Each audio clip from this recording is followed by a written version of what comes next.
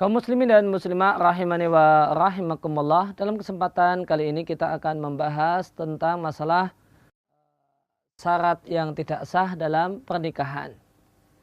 Yang terutama kita akan bahas poin yang pertama, karena syarat yang tidak sah dalam pernikahan itu ada dua macam. Yang pertama, syaratnya tidak sah dan ini menyebabkan akad batal. Dan yang kedua, syaratnya tidak sah namun ini tidak berdampak batalnya akad.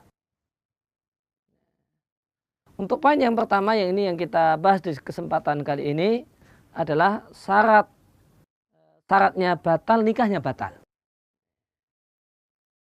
Maka contoh dari kasus syaratnya batal, nikahnya batal adalah nikah kontrak atau nikah mut'ah.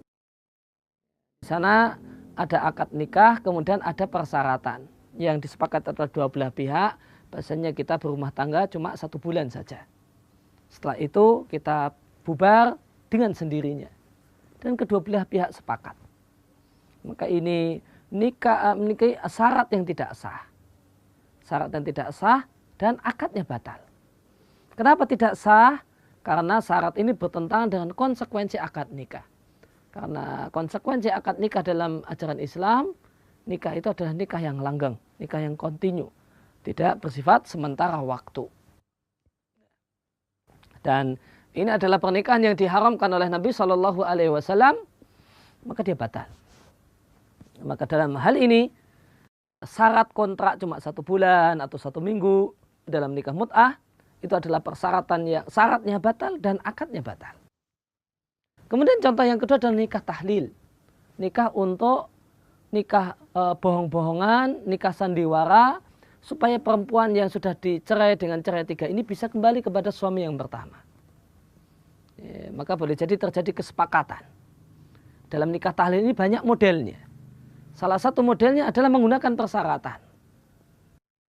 Terjadi persyaratan, terjadi kesepakatan antara laki-laki yang pura-pura mau jadi suami yang kedua ini, boleh jadi dengan keluarga perempuan atau dengan si perempuan. Kemudian membuat kesepakatan, saya cuma nikah sementara waktu. Saya cuma mau nikah seminggu saja.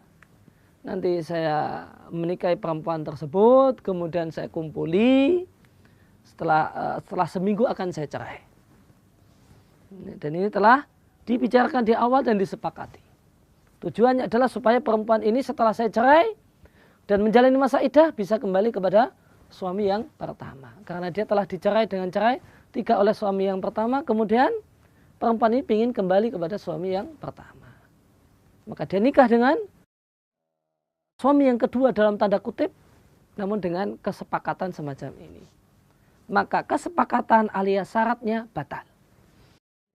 Dan juga akad nikahnya batal. Kesepakatannya batal karena ini adalah perjanjian yang bertentangan dengan konsekuensi akad nikah. Sedangkan nikahnya batal karena Nabi Shallallahu Alaihi Wasallam mengharamkan nikah tahlil dan melaknat pelakunya. Dan tidak mungkin itu adalah laknat kecuali itu satu hal yang tidak sah.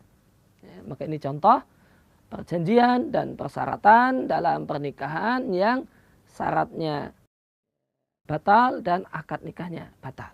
Di pertemuan yang akan datang akan kita lanjutkan dengan syaratnya batal namun akad nikahnya tidak batal. Demikian yang bisa kami sampaikan, semoga bermanfaat.